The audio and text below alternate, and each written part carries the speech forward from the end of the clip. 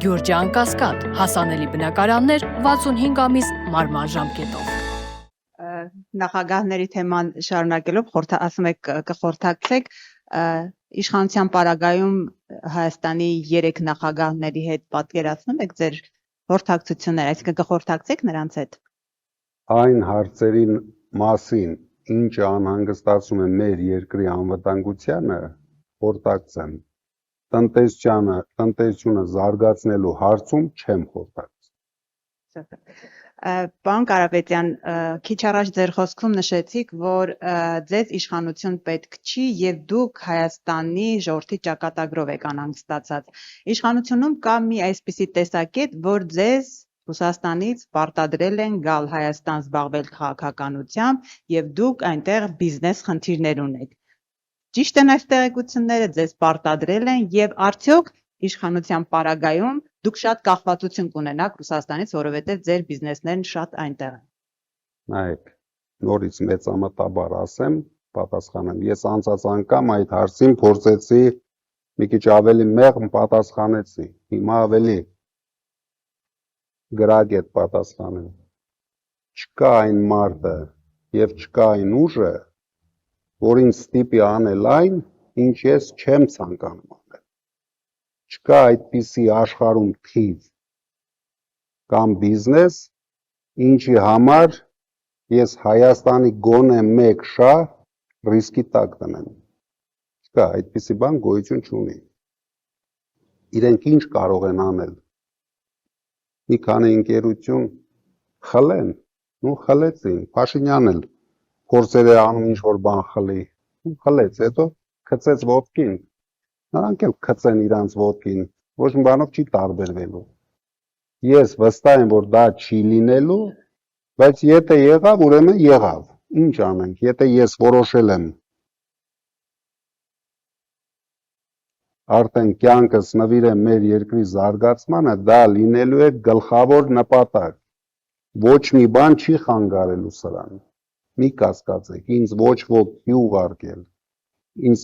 այսինքն դա ես նույնիսկ այդ պրոցեսը չեմ պատկերացնում, ոնց ինձ ուղարկեցին,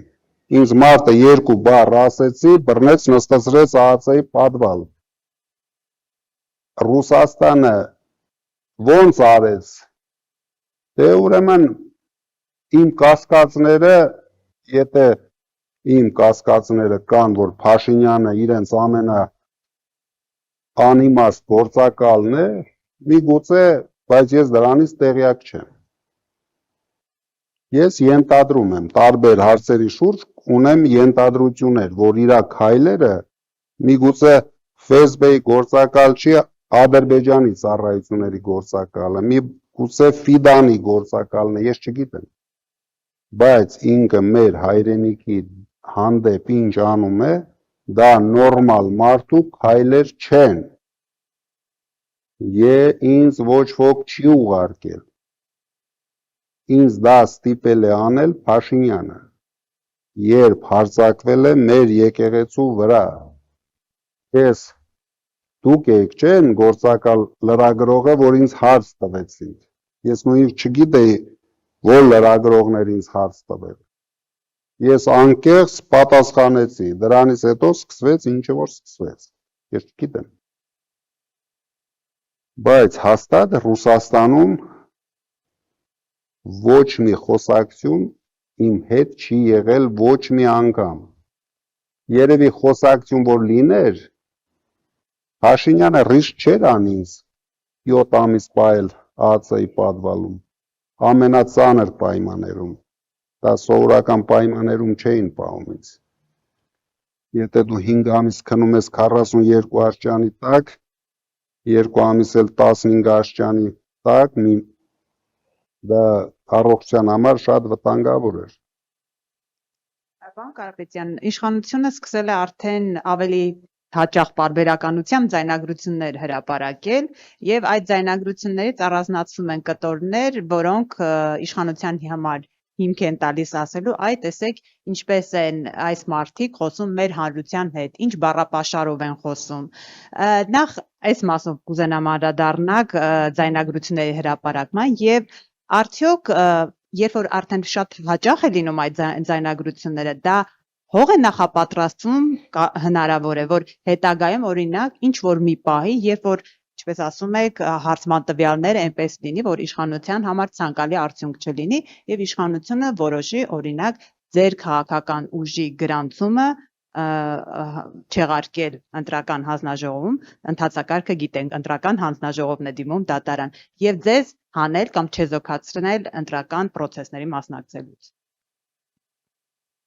Ձայնագրությունների մասով ասեմ, որ իրոք ես արդեն դրանից ոչ մի բան չեմ հասկանում, չեմ էլ ուզում լսեմ, իրենք ձայնագրում են, իրենք ուրախանում են, իրենք ինչ որ բան երևի մտածած ունեն, որտեղ այսքան անիմաստ քայլեր եթե անում են,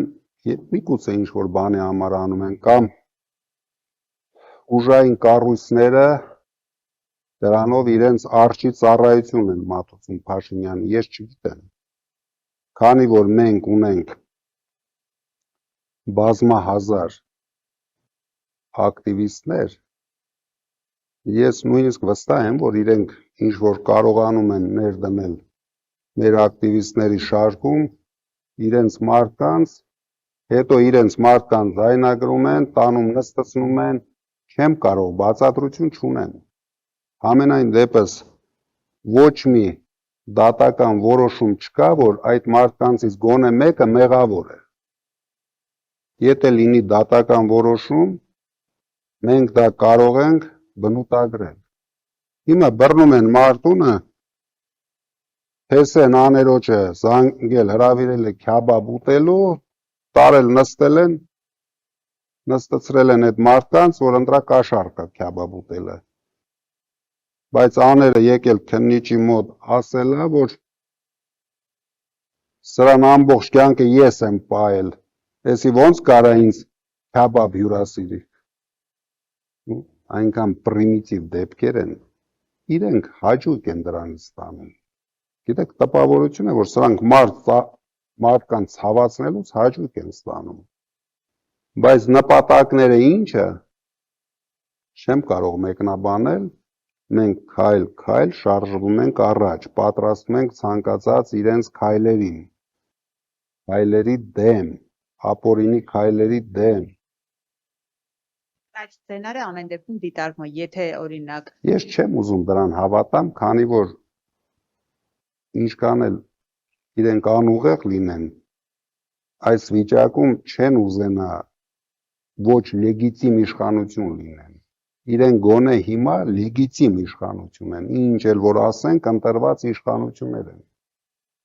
Բայց այդ դեպքում իրենք կլինեն ոչ լեգիտիմ իշխանություն, ինչը որ մեր ժողովուրդը թույլ չի տա իրենց։ Այսինքն ոնց է կառավարում, եթե դու ապօրինի իշխանությունը պահում ես ձեռքդ, ունես ընդամենը մի 20-25% աջակցություն։ Դա թվում է հեշտությամբ, դա այդպես չէ, քանի որ դա վտանգավոր է, արդեն ոչ թե իրենց իշխանության համար, այլ իրենց բոլորի անձերի համար։ Հիմա եթե սկսվում է process, մենք չենք կարող մեկնաբանել ինչպես է վերջանում այդ process-ը։ Մենք ունենք աշխարհում տարբեր օրինակներ։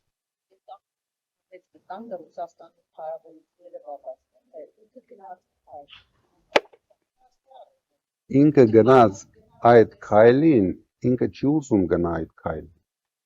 Ինքը հիշել է, որ ինքը հայկական ժամանակի խմբագիրն է, դեղին մամուլի խմբագիր է։ Ոնց է ինքը աշխատել։ Նարեկին